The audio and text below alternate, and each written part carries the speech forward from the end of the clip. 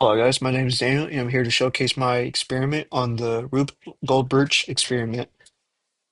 And here today I have one experiment where the main objective is to take a photo of yourself. And as you can see, I have one soccer ball just spot alone because the ruler is stopping the ball from going down a slope, which I created right here. As you can see on the video, there is a ruler that created a down slope. And obviously, the soccer ball wants to go down, but the ruler is going to stop that from happening, thus creating two objects that are interacting each other, and it's acting as opposes to each other so that the soccer ball doesn't go down the hill, pretty much.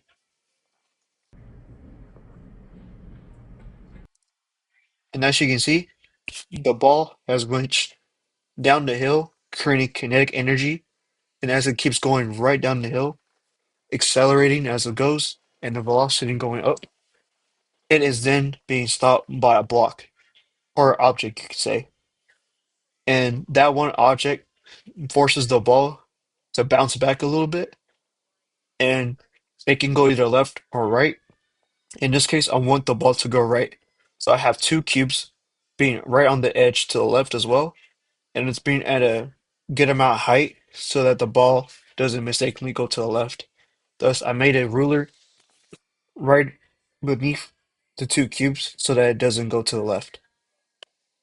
And as you can see, as the ball created a drop motion, pretty much a free fall, it has hit the tray underneath, and the tray is connected to the dominoes, and that's where the domino starts creating a reaction where it just starts falling down. It just keeps going and going and going. And as you can see, as the dominoes keeps going down and down, going colliding one after another, it is then being collided with a car. And the car has no acceleration, no nothing, which is pretty much Newton's first law.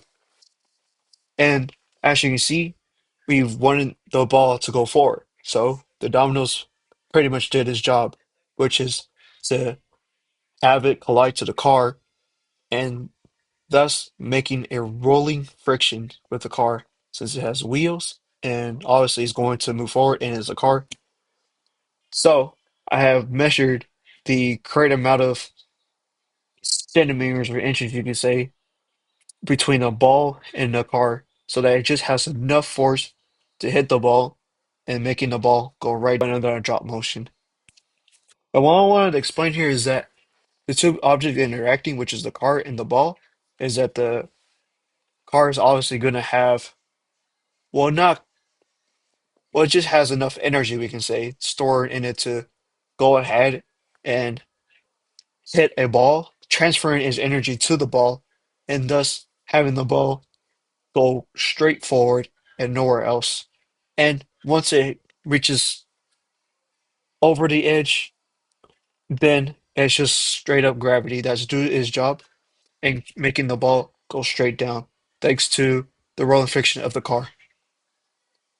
And as you can see, as the ball went down on a free fall motion, it has hit a mouse. So the mouse and the ball has two, are just two objects interacting once again.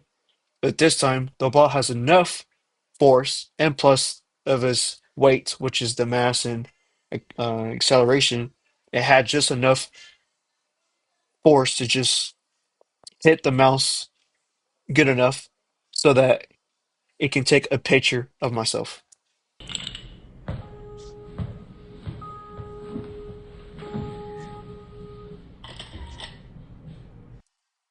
And as you can see, I didn't really do a good job on trying to videotape the entire screen of the photo that it made, but I have just created an experiment where I can just leave one ruler out and then that just ends up taking a photo of me, which is really cool, honestly.